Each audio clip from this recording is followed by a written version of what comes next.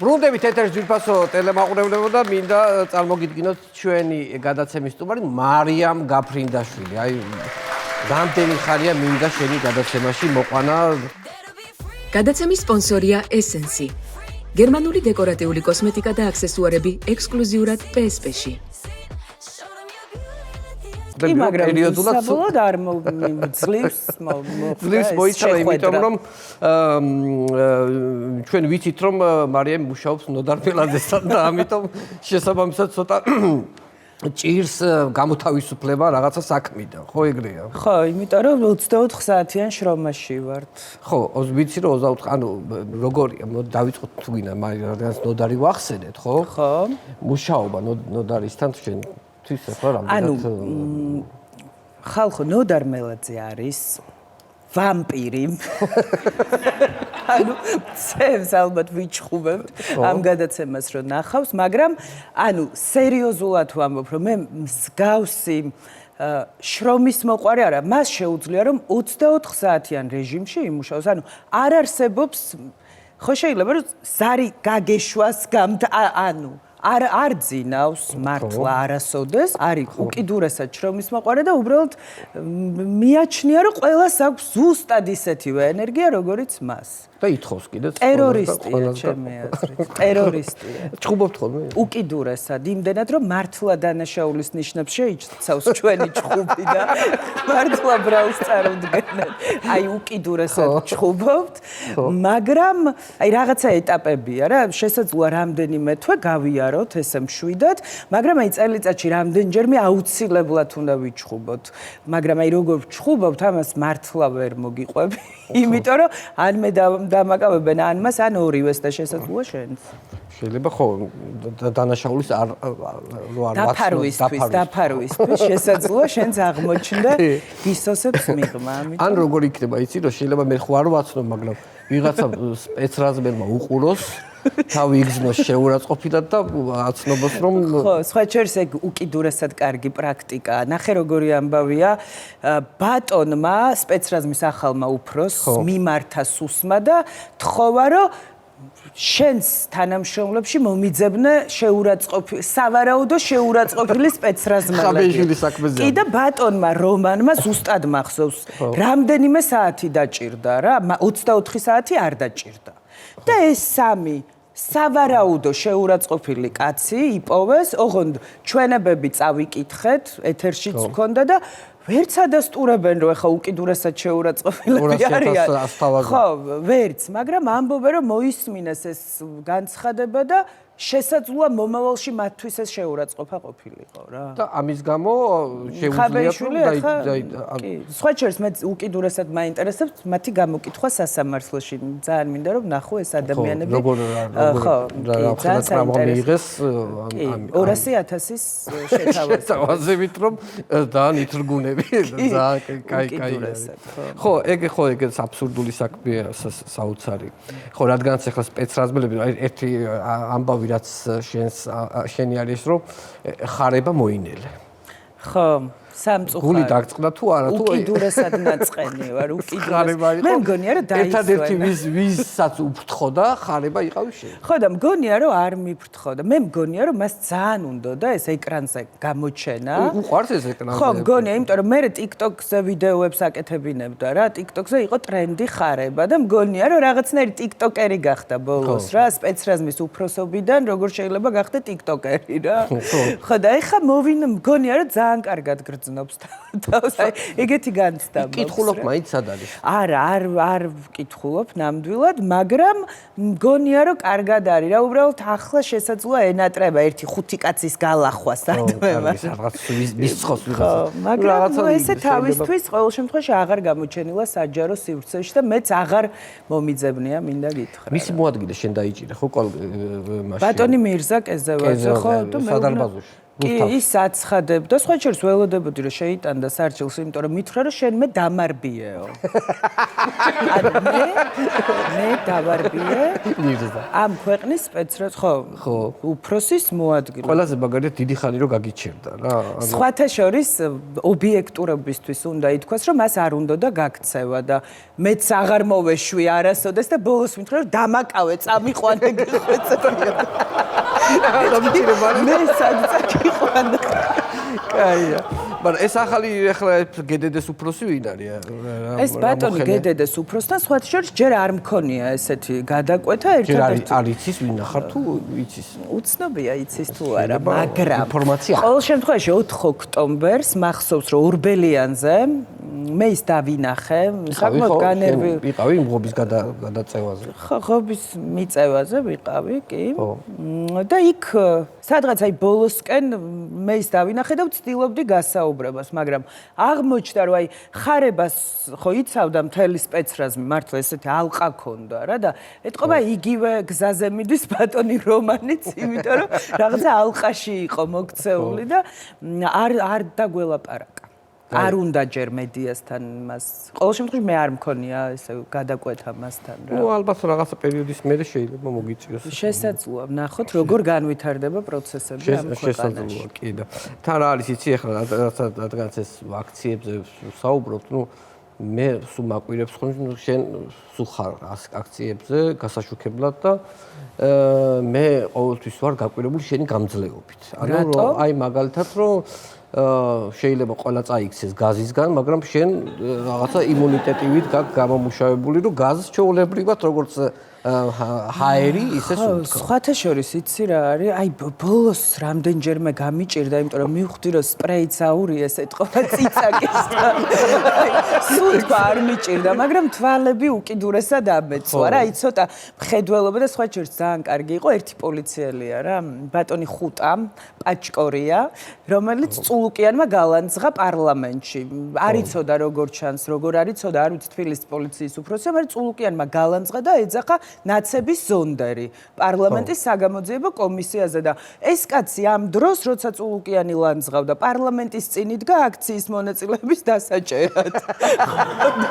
მე ის ჩავწერე მაშინ და ვკითხე რომ იცის ქალბატონმა თია მაქროდ გახართ. ანუ იცი, იმიტომ რომ თია ითხოვდა რომ ის ხო დაჭერილია და გაუშვესო ნაცების ზონდერიო და ეხა ქართული ოცნების წარმომადგენელი. მე ერთი ფაქტი მინდა გაუსვა ხაზი რომ ზოგადად ჩვენ ტელეკომპანიის დირექტორი ვადო წერეთელი არის ზედმეტად ყურადღებიანი ადამიანი, ნუ ამას სერიოზულად ვამბობ რა. ნუ აი თანამშრომლებს თუ უჭირს, არ არსებობს რომ სადღაც აი არ გაჩნდეს იმ დროს, ან დარეკოს, ან რაღაც არ მოიკითხოს და რაღაც და ნუ ეს მახსოვს 20 ივნისი იყო. თუ არა, ეს იყო აი პირველი რუსული კანონი. პირველი რუსული კანონის ძალიან დიდი დარბევა და შეტაკება რო იყო, მაშინ იყავი შენ ველზე გასული. კი. და როგორც ვიცი, მაშინ გამოქანდა შენს დასახმარებლად. ხო, ეს ვატო ზოგადად ჩვენი ვატო მართლა ძალიან ყურადღებიანია რა, მართლა ან გირეკავს იმ დროს, როცა არ უნდა დაგირეკოს და უბედურებაში ხარ. და იცი რა არის, აი უბედურება ხდება, პარლამენტის კოლონადებთან ვარ, მოაყენეს უკვე სპეცტექნიკა და ხვდები რომ იწყება დარბევა რა. და ნუ ვატო მანამდე რეკავს, ლაივში ვარ და უცებ ხედავ ვატო წერეთელს, რომელიც მოვიდა, დავინახე და მეუბნება უნდა გადაგარჩინოთ. წამოდით. გაიწიეთ, ხო, თან ეთერში ვარ და მეუბნებ, ხო, გადი, ანუ ხელით ვანიშნებ, რომ ხო, გაიწიე, ბატონო, არაო, აქო შანსი არ არის, არ დაგტოვებთო რა. და იცი რა მოხდა, რამდენიმე წამში, წყლის ჭავლის, ანუ რამდენიმე დარტყმა და ვატო გაიქნია ხო. ვატო ჩავარდა უკიდურესად მძიმე მდგომარეობაში და ბოლოს მოვასულიერეთ. შერაკი გამოიყვანე ხო იქ? გამოვიყვანე, ვერ დავტოვებდი მართლა, იმიტომ რომ თავად არასდროს არ დავტოვებდი და შესაბამისად დავეხმარეთ ნამდვილად ერთმანეთს ბოლოს. კაია, კი ბატონო. მაგრამ ეხლა მოდი, იცი რა, უნდა კითხო, შენ ქონდა წინა კვირას, თუ არ ვწდები, საინტერესო საქმე აიღე. ხო, რომელს ეს არის კორუფციის საქმე. ჯუანშერის და ღარიბაშვილი ის თუ ხო, ბატონი ჯუანშერის, კი. ჯუანშერის საქმე გაქვს აღებული და რამდენი ტომია? ჯუანშერის საქმე არის 34 ტომი და ამ 34 ტომში ხო წარმოგიდგენია რამდენი ფურცელია რა? ძალიან ბევრი იქნება. უკიდურესად ბევრი და ყველა ფურცელზე. ხო, რა თქმა უნდა, გავეცანით ჩვენ ვეცნობით ამ საქმეებს დეტალურად და ესე იგი იცი რას მივხვდი, რომ მე ზოგადად აი ძალიან პირდაპირ გეტყვი, ხა კომფორტი, სიმდიდრე და შენც ხო გიყვარს რა? ხო, ნებისმიერ ადამიანს მოწონს კომფორტი, მაგრამ აი ბატონ ჯუანშერს აი უსაზღვროდ მოწონს ეს ყველაფერი ოღონდ სახელმწიფოს ხარჯზე რა. ხო. კი, ძალიან მოწონს. აი მაგალითად ბატონ ჯუანშერს ამ საქმის მასალების მიხედვით ქართულ ჯარზე დიდი შეიარაღება სახლში აქვს. მართლა? იმდენი იარაღი. კი, ძალიან უყვარს იარაღები, ძვირადღირებული ავტომობილები და სხვათა შორის საინტერესო იცი რა არის, რომ აი ამ საქმის მასალების მიხედვით ქრთამი რომ აქონდათ შავი ჩანთით მასთან, ოღონდ ქეში უყვარდა. კი, ოღონდ ქეში მოწონს ბატონ ჯუანშერს. მერე სავარაუდოდ ეს ფული კრიპტოვალუტის ბირჟას და იქედან კი ბატონო. შესაბამისად, აი ბატონი ჯუანშერის სიყვარული ამ ყველაფრის მიმართ ყოფილა უსაზღვრო, რაც ჩანს ამ ბოლოს რას დაუმტკიცებენ ჩვენ არ ვიცით, მაგრამ საქმეში ესე წერია. საქმეში წერია, რომ ხო უსაზღვროა. სხვა შორის ბებია, ბაბუა, ბების მამი და ყველა ჩართული ყავდა აი ამ ამბავში. ყველა სხვათა შორის ხალხი შესულ ხალხს სხვა შორის ძალიან ბევრი ნათესავი ყავს, როგორც გაირკვა ამ საქმის მასალების მიხედვით, აი რამდენი ტომია ვერ წარმოიდგენ, სადაც საუბარია მის ქონებაზე, რომელიც აქვს გადანაწილებული ბებიაზე, ბებიისდაზე, ბაბუაზე, შვილის სიმამრზე და ასე შემდეგ რა. აი მაგალითად ერთი რამე საინტერესო გარიგება რა იცი რა ძალიან ბევრი გარიგება ქონდა, მას უნდა ითქვას, მაგრამ ერთი იყო ძალიან საინტერესო ამბავი, სახლს ყიდდა რა ბატონი ჯუანშერი და ამ საქმის მასალებით რჩება განცდა, რომ მან შესთავაზა მეგობარს თუ სწორად მახსოვს ამ სახლის მიყიდვა. ოღონდ ამ მეგობარს არ იყო თანხა, მაგრამ ჯუანშერმა შესთავაზა, რომ მე ამ თანხას გიშოვიო და საქმიდან ჩანს, რომ მისივე ფულს აპირებდა, რომ პროცენტით მიეცა მეგობრისთვის. გაუპროცენტა ფული? ანუ აპროცენტებდა სავარაუდოდ. ანუ ესე გაუპროცენტა ფული, ანუ ის რაც დააკლდა. თავის სახლს ყიდდაო. თავისივე სახლის. მიყიდა იმან ფული მისცა, ამან იმას არ ეყო და ამან ასესხა კიდე ზემოდან ფული გაპროცენტიც აიღო. აუ ხო კარგი აი სუპერ კაცია. სქემა. აუ კარგი სქემა. ეგ ხო არა ხო უნდა მოიფიქრო ეგ. მოიფიქრა ბატონ ჯუანშერს სხვა შორის ბევრი ასეთი სქემა აქვს ამ საქმის მიხედვით. ბოლოს რას დაუმტკიცებენ კიდევ ამბობ. არ ვიცი, მაგრამ ნუ აი ამ საქმეში ძალიან ბევრი ასეთი სქემაა სხვათა შორის მინდა გითხრა. აი მაგალითად ხვალ რაც უნდა გავიდეს რა სიუჟეტზე მუშაობ. ხვალ რაც უნდა გავიდეს მოკლედ ბევრი სიუჟეტი გამზადებული მაგრამ გავა არ გავა. შესაძლოა ერთ-ერთი გავიდეს სუსი ეძებს კაცს. თელს მსოფლიოში, არა მხოლოდ საქართველოში და ჩვენ ვიპოვეთ ეს კაცი. სხვა შორის ძალიან საინტერესო რესპონდენტია. ჩაწერეთ და კი, რა თქმა უნდა. სუსი ეძებს კაცს. ვერ იპოვა. კი, ჩვენ ვიპოვეთ.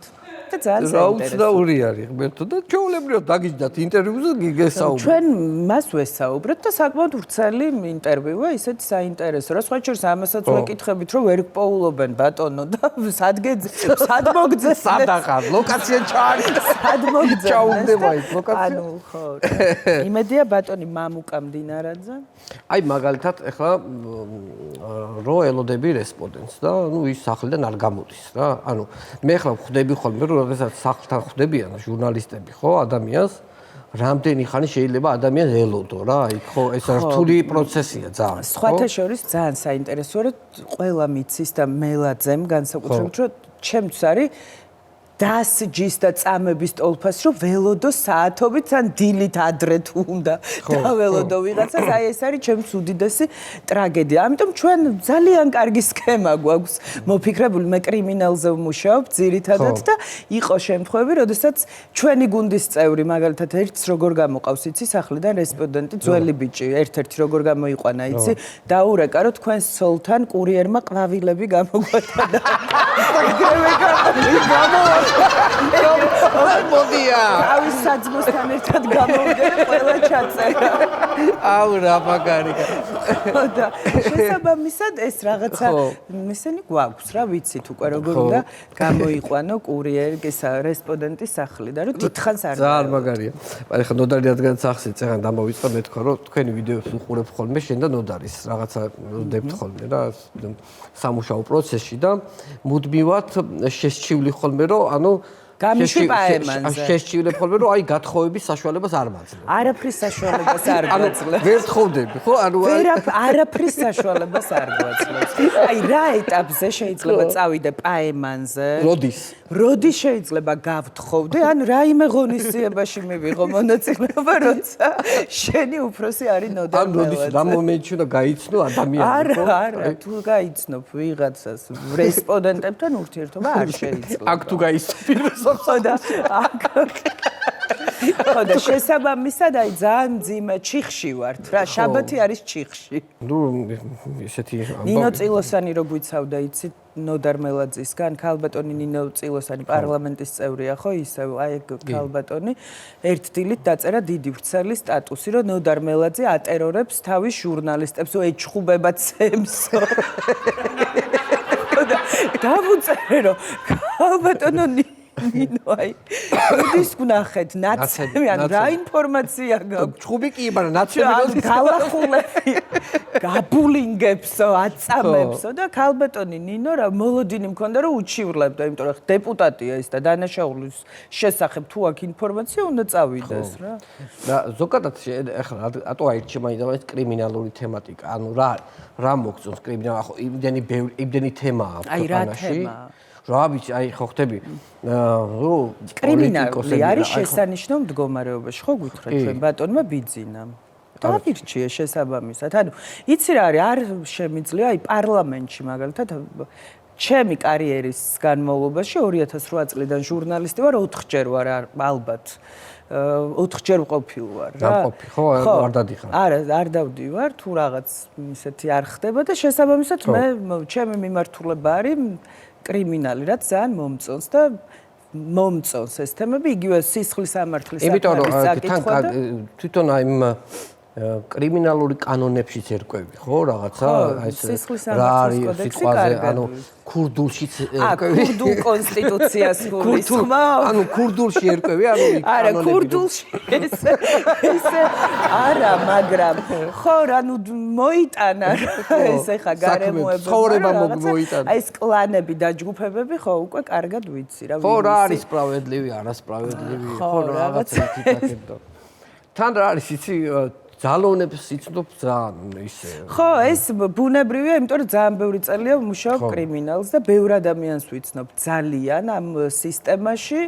ხო და შესაბამისად, ნუ ხო, ჩემთვის უფრო კომფორტული და საინტერესოა რა. მე რო ეხ თეატრში გამიშვა გადაღებაზე. შესაძლოა ჩამოიქცეს ეს თეატრი და ამიტომ არ უნდა გამიშვა.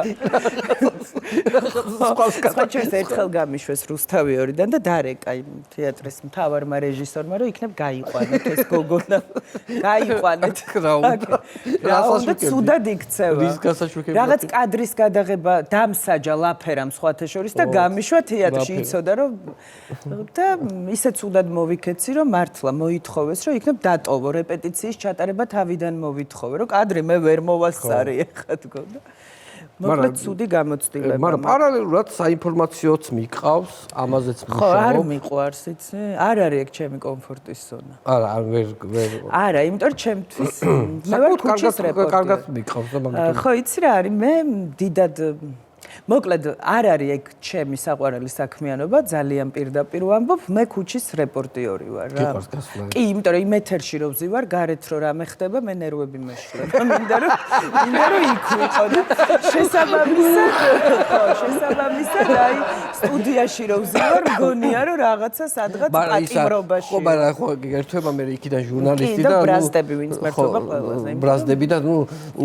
ალბათ უფრო ითხოვი იმათგან უფრო მეც სიტყვა რომ მიდი მიაწყე. ეს არის რა, ძალიან არ მომწონს ეგ მაგ თან რა არის იცი რომ შენ ზოგადად ხო აი რადგანაც ეს ჟურნალისტებზე ესეთი აგდებული დამოკიდებულება აქვს თვითონ ქართულ ოცნებას აგდებული არა რა ხო აი რაღაცა ნუ აი უსამშობლო რადიკალი უღმერთო უყველაფრო ხალხი ვარ ხო იმიტომ რომ შენ ხარ ერთადერთი გამორჩეული რომელიც არასოდეს ანუ სიტყვას არ არჩენს ანუ აუცილებლად ეპასუხები მაგ დროს როდესაც პოლიტიკოსი შეურაცხყოფას გაყენებს ხო მე სულ მიკვირს ხოლმე რომ ჟურნალისტო შეურაცხყოფას აყენებს მაგალითად აი კალაძემ რამდენიმე ჟურნალისტი ისე მიაყენა შეურაცხყოფა რომ წარმოვიდგინე მეთქი ახლა აქ მარიამ გაფრინდაშვილი იყოს თქო რა ხო არა მართლა არ ვთვლი რომ მე არ ვფიქრობ ჟურნალისტამდე მე ვარ ადამიანი და თან ძალიან თავმოყარე ადამიანი და არ ვფიქრობ რომ ვინმე შეურაცხყოფა უნდა მომაყენოს. ეხლა იმას მივეჩვიეთ და მე მეცინება მართლა რა, უსამშობლო, უღმერთო, რადიკალი და ასე შემდეგ რო ვართ, ოკეია და გავიგე, მივეჩვიეთ მე მეცინება რა, მეც ვეძახი იგივეს ჩემს კოლეგებს და ვხუმრობთ. მაგრამ ეხლა ვინც არ უნდა იყოს შეურაცხყოფას, ხო, არაფრთ არ გავუტარებ რა. იმიტომ რომ მგონია რომ არ ვიმსახურებ. წარმოშობით ხარ ჭიათური. დიახ. გიყვარს ჭიათურა. ანუ ჭიათურაზე ვგიჟდები. ჭიათურაში დავიბადე და გავიზარდე. სკოლაშიც იქ ვსწავლობდი და ძალიან მიყვარს. ერთადერთი ქალაქია, სადაც არასოდეს არაფერი არ გადამიღია. არ ჩავდივარ გადაღებაზე. რომ გავიგო ჭიათურაში რაღაც საშინელება მოხდა, მელაძესაც არ ვეუბნები. არავის არ. იმიტომ რომ ანუ პრინციპულად არასოდეს არ ვაკეთებ რეპორტაჟს ჭიათურას. ძალიან მიყვარს, უკარგესი ქალაქია, ულამაზესია და რავი, მე ყველაზე კარგად თავს ვგრძნობ იქ რა. კი, რა. ჩემი ოჯახი იქ ცხოვრობს. ხო, ანუ რადგან შორს არიან აქედან, ხო, ეხლა შესაბამისად შენ რომ გადაღებაზე ხარ და ძალიან ისეთ საშიშ გადაღებაზე, ალბათ მშობლები ცოტა ისე არიან, ხო? ანუ როგორ ხო, იცი როგორ არის, როცა იციან რომ აქცია იგეგმება, ან ჩამოდიან თბილისში და სახლში ნერვიულობენ, თუ ვერ ჩამოდიან მირეკავენ, ან მართლა, რამდენი წელია ჟურნალისტი ვარ და დედაჩემიც და მამაჩემიც დარბევა რო იწყება, ხო იცი? ლაივში რო უნდა შეხვიდე მირეკავს. დედა დადე მიკროფონი წამოდი სახლში. როგორ წამოვიდე? დებს და მიდიხარ. კი, მე რო დებ და მივდივარ, ან გირეკავს და გეუბნება, რატომ არ გაცვია თბილად? ანუ მართლა დღემდე დედაჩემი, მამაჩემი და ჩემი ოჯახი ვერ მიეჩვია, რომ მე უნდა ვიყო გადაღებაზე რა. ხო. და მან ის არის ხა ეს ერთ-ერთ ბოლოს აქციაზე რაღაცა თავში მოხდა რაღაცა გაურკვეველი საგანი. რა ანუ რა იყო თავი რა მდგომარეობა ქონდა და არ ვიცი, მქონდა 7 ნაკერი რა. ხო. ანუ და რაღაც დღემდე არ ვიცი. კიდე კაი ქართულმა ოცნებამ არ თქვა რომ თვითდაზიანება მივიყენე, იმიტომ რომ კადრში ჩანდა რომ რაღაც გაურკვეველი მომხდა და არ ვიცით დღემდე არ მიუხედავად იმისა რომ რუსთაველზე იცი როგორი კამერები დააყენეს რომ გავივლი არ ვმესიჯობ, იმიტომ რომ მაგასაც კითხულობენ რა. ხო, მართლა ეგრეა. ყველაფერს ხედავენ და მე თავში მართლა 7 ნაკერი მქონდა და ტვინის შერყევა და დღემდე არ ვიცი ვინ მომაყენა ეს დაზიანება, რატომ მომაყენა და ასე შემდეგ. ანუ ეს შორიდან ასროლი მოხდა თუ სავარაუდოდ, იმიტომ რომ მე პოლიციასთან ერთად ვიდექი და ვერაფრით ვერ ვიტყვი რომ ეს რაღაცა სამართალდამცველებმა იქვინციდნენ, ეგრე არ იყო, ანუ მგონია რომ არ ვიცი, მე გადავადგილდებოდი, დარბევა იწყებოდა და მაგ დროს მომხდა ეს მძიმე საგანი და ნუ დღემდე არ ვიცი რა მოხდა, მაგრამ ჯერა თუ უნდათ რომ ვწოდნო და აუცილებლად გამოიძიებდნენ. შესაბამისად ეს ხო ვინმე აქციის მხრიდან რო ესროლა, ამას აუცილებლად დაგიდებდნენ. ხო, აუცილებლად დაუდებდნენ და დააკავებდნენ და ასე შემდეგ და რახან არ მოხდა ეს მაშინ? ხო. აი, ხო სულ გეუბნებოდი რომ ძალიან კაი გადაცემა გამოგვივიდოდა თქო და არასოდეს ეს შენ თვითონ იყავი ცოტა შებოჭილი ხოლმე ის ხო, იმიტომ რომ აი ამ ფორმატში მე ის ვარ, ხო, იცი, მე დარბევაზე უნდა ვიარო. პარკეტზე ვერ დავდივარ თქო, სულ პარლამენტში ჟურნალისტი არ, პარლამენტშიც მაგიტომ არ დავდივარ და ბოლოს ვიყავი რამდენიმე თვის წინ და სოზარ სუბარი გამიბრაზებია ვერც მივხვდი და დამასანქცი რა აღარ მიშვებდა პარლამენტში. ეგონა რომ მაგრად მეწყინა. კიდე ბევრი ძალი არ მივოს სავარაუდოდ. პირიქით, მადლობა რომ მადლობა ბატონო სოზარ, გთხოვთ ამკრძალეთ. არ შემომიშვათ მაგ შენობაში. საერთოდ არ მეწყინება.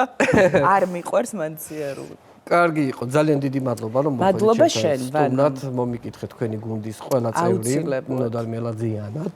კი. წარმატებებს გისურვებთ და ველოდები უკვე ახლა ცოტა ხანში წუთი-წუთზე დაიდება თქვენი ანონსიც, რომელსაც აი პირველი როგორც კი იდება პირველი წუთიდან. აზიარებ თუ უყურებ? ვუყურებ. რატომ არ აზიარებ? იცის ზოგადად რა არის იცი რომ რა არის? აბა მითხარი რატომ არ აზიარებ ჩვენს ანონსს? ვაზიარებ, მაგრამ პრივატულ ჯგუფებში. ძალიან პრივატულ ჯგუფებში. მადლობა. ძალიან დიდი მადლობა. მოსვლისთვის ჩვენი სტუმარი იყო მარიამ გაფრინდაშვილი, ძირფასო ტელემაყურებლებო. გადაცემის სპონსორია Essence. გერმანული დეკორატიული კოსმეტიკა და აქსესუარები ექსკლუზიურად PSP-ში. იპოვე ჩვენი არხი შენი ტელევიზორის პულტზე. მაგთი ნომერი 45. სილქნეტი 345. ახალი ქსელები 345. მარტივი 45.